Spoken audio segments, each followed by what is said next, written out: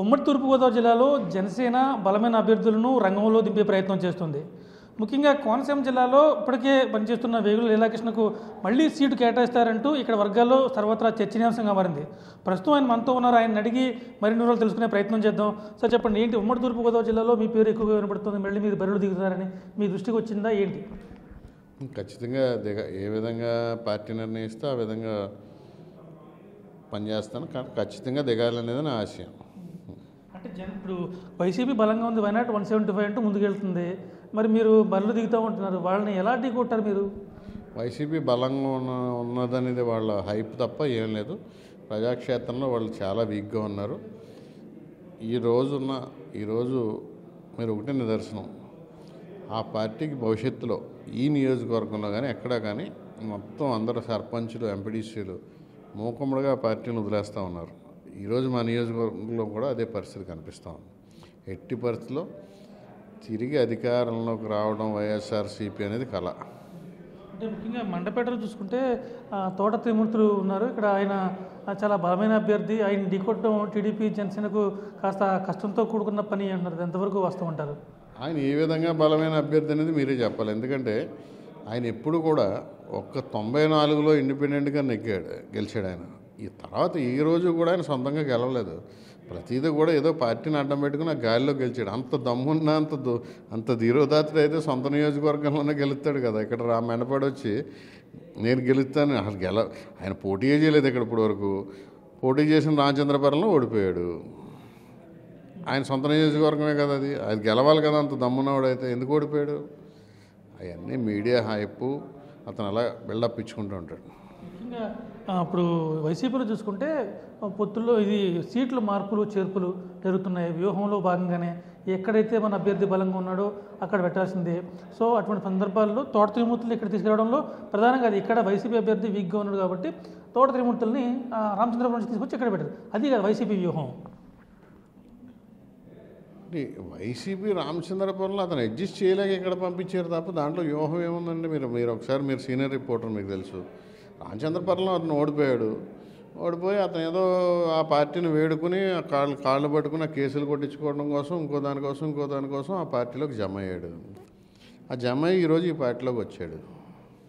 అంటే ఇప్పుడు ఎలా ఉంటుందంటే, ఇప్పుడు కేవలం మీదే కాదు, ఇప్పుడు రామచంద్రపురం ఎంపీ మంత్రిగా ఉన్న అభ్యర్థిని తీసుకెళ్లి రాజమండ్రి రూరల్ పెట్టారు.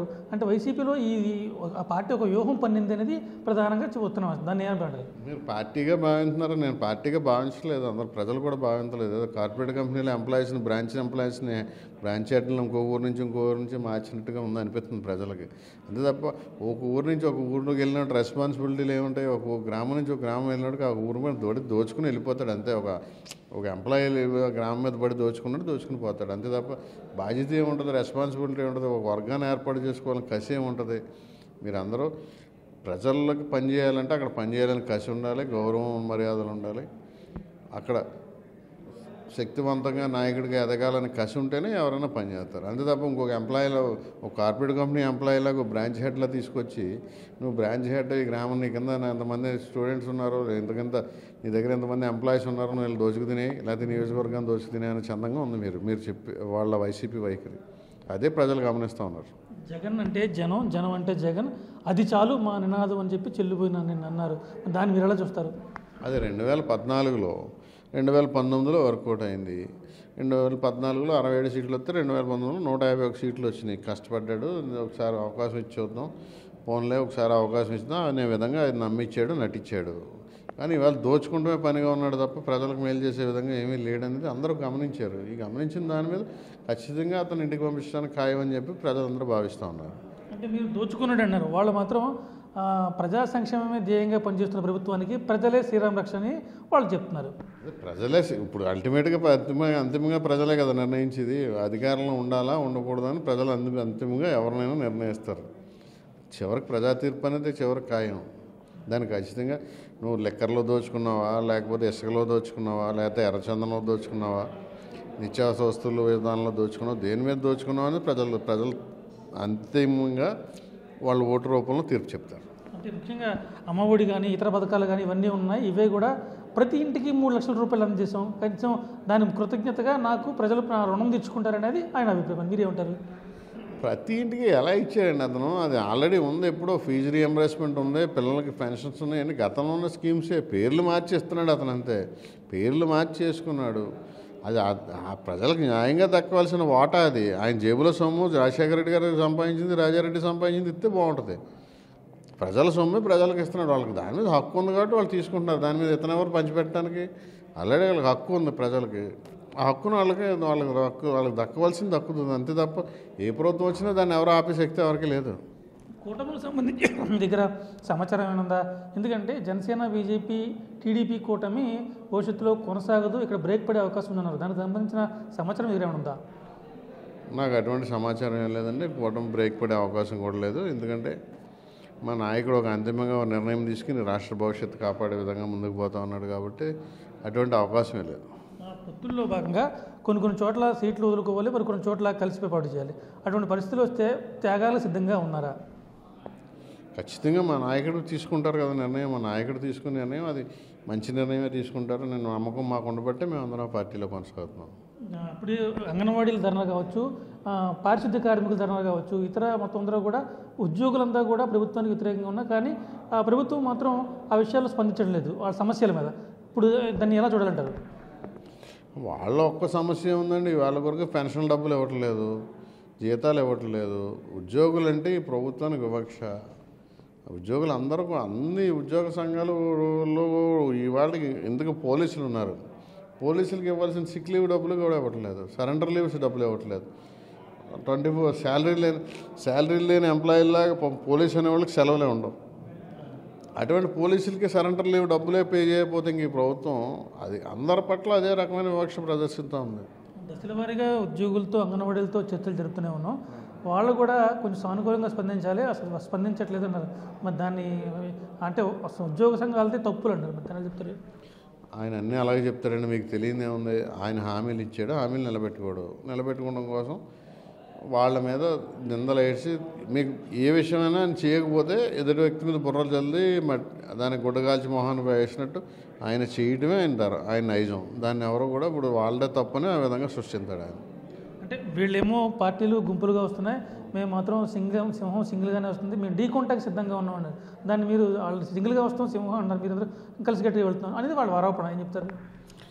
ఏముందండి, దొంగలు ఒక్కొక్కడు ఇల్లు ఇల్లు దోచుకున్నారు అన్నట్టు సందంగా ఆయన ఈ దోచుకుంటంలో ఎలాగ నిష్ణాతుడు కాబట్టి నేను ఇది కూడా దోచుకుంటాను అనుకుంటున్నాడు. ఇంకొకటి, రాష్ట్రంలో ప్రతి నియోజకవర్గంలో దొంగ ఓట్లు అనేది కార్యక్రమం పెట్టుకున్నాడు. ఈవేళ ఐఏఎస్ ఆఫీసర్లు ఈరోజు పదవులు కోల్పోతూ ఉన్నారు. అటువంటి పరిస్థితుల్లో మీరు గమనిస్తున్నారు కదా ఎంత దారుణమైన రూపాలు బయట ఉన్నాయనేది మీరు గమనిస్తూ ఉన్నారు. ఓట్లు ప్రతి నియోజకవర్గంలో 10-15 వేలు దొంగ ఓట్లు ఉన్నాయి. ఇప్పుడు మా నియోజకవర్గంలోనే చాలా ఓట్లు మేము అడ్డుకున్నాం. ఇంకా కొన్ని ఇన్ని ఉండే ఉంటాయి. దొంగ ఓట్లకు సంబంధించి అంటే ఎటువంటి మీరు చర్యలు తీసుకున్నారు, ఎటువంటి ఫిర్యాదులు చేశారు, ఎన్ని ఓట్లను తొలగించే ప్రయత్నం చేశారు? మా నియోజకవర్గంలో ఇక్కడ వైసీపీ ఇన్ఛార్జ్ పక్క నియోజకవర్గాలను తీసుకొచ్చి దాదాపు 5-6 వేల ఓట్ల వరకు జాయిన్ చేసేందుకు ప్రయత్నించాడు. అన్నిటిని అడ్డుకున్నాం. ఒక 70 ఓట్లు మాత్రం సోమేశ్వరం గ్రామంలో ఆల్రెడీ ఓట్లు అయిపోయినాయి. దాని మీద కూడా మేము ఎలక్షన్ కమిషన్కి ఆల్రెడీ ఫిర్యాదు చేయడం జరిగింది. వాళ్ళు కూడా యాక్షన్ తీసుకుంటారు. ఆ ఓట్లు అక్కడ ఉన్న ఓట్లు వాళ్ళకు కూడా ఆల్రెడీ నోటీసులు కూడా ఇవ్వడం జరిగింది. అది వచ్చిన తర్వాత ఆఫీసర్లు సస్పెండ్ అవుతారా, వాళ్ళ మీద కేసులు పెడతారని చూడాలి. ఒకవేళ మీరు మన మండపేట నుంచి ఎన్నికైతే ప్రధానంగా మండపేటలో ఉన్న దశాబ్దాల తరబడిన సమస్యలు ఏంటి, వాటిని ఎలా పరిష్కరిస్తారు? మా మండపేటలో ఉన్న ప్రధానమైన సమస్య హాస్పిటల్ ఒకటి లేదు, మంచి హాస్పిటల్ లేదు. ఇంత పెద్ద పట్టణంలో సరైన హాస్పిటల్ సదుపాయాలు లేవు. అదొకటి మెయిన్ ప్రధాన సమస్య. దీన్ని మాత్రం మనం యుద్ధ ప్రాతిపదికని మండపేటలో ఏర్పాటు చేయవలసిన అవసరం ఉంది. దీనికి కొంతవరకు గతంలో రెవెన్యూ మినిస్టర్ కొన్న బోస్ గారు బీజం వేశాడు.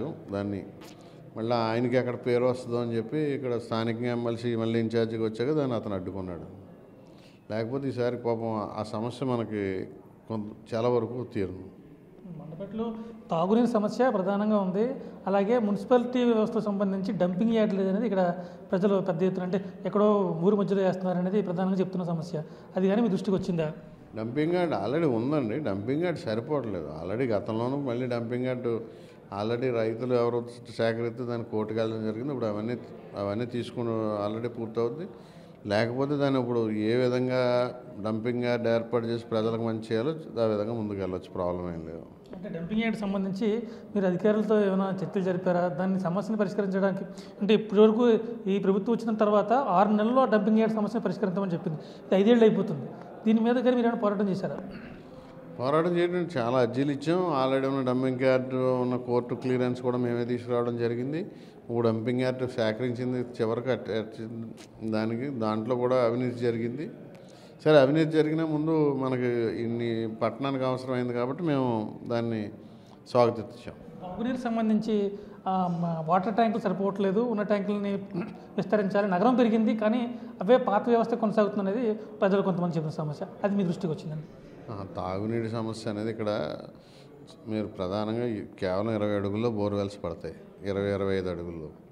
అంటే అది మీ దృష్టికి అంటే కొంతమందికి ఎవరికైనా ఇరుకింట్లో ఉన్న వాళ్ళకి సదుపాయాలు ప్రాబ్లం ఉంటే ఉండొచ్చు, కానీ కొత్త లేఅవుట్స్లో కానీ కొత్త విస్తరణలో కానీ ఇక్కడ ప్రాబ్లం లేదు. పాత పట్టణంలో కొన్ని చోట్ల అంటే వాళ్ళకి హ్యాండ్ పైప్ కూడా ఏర్పాటు చేసుకోలేని పరిస్థితులు ఉన్న చోట ఉన్నాయి, కానీ వాటిని సమస్యని చాలా ఈజీగా పరిష్కరించవచ్చు.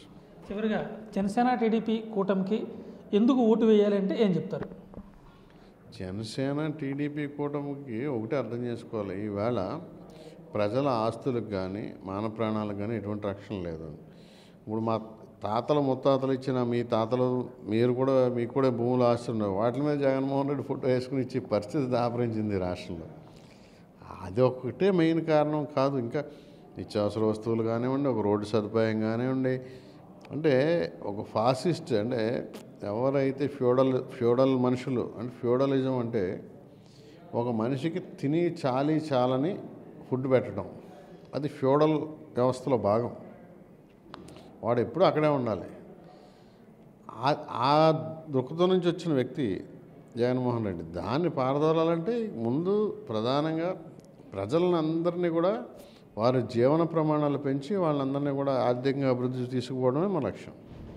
మొత్తం మీద చూసుకుంటే గత 5 ఏళ్లుగా దోచుకున్న సొమ్ముతో కావచ్చు, దొంగ ఓట్ల చరిత్రతో కావచ్చు, ఈ ధీమాతోనే వైఎస్ జగన్మోహన్ రెడ్డి 175 గెలుస్తామన్నారు. కానీ ప్రజల్లో మాత్రం ఖచ్చితంగా వ్యతిరేకత వచ్చింది. ఆయన చేస్తున్న అవినీతి కార్యక్రమాన్ని కూడా ప్రజలు దగ్గరుండి గమనిస్తున్నారు. ముఖ్యంగా భావితరాలకు ఇప్పుడున్న ఆస్తులను కాపాడుకోవాలంటే ఖచ్చితంగా జనసేన టీడీపీ కూటమిని గెలిపించాలని చెప్పి వేగుల లీలాకృష్ణ కోరుతున్నారు. కెమెరామెన్ రవిశంకర్తో రాజేష్, పిక్ టీవీ, మండపేట.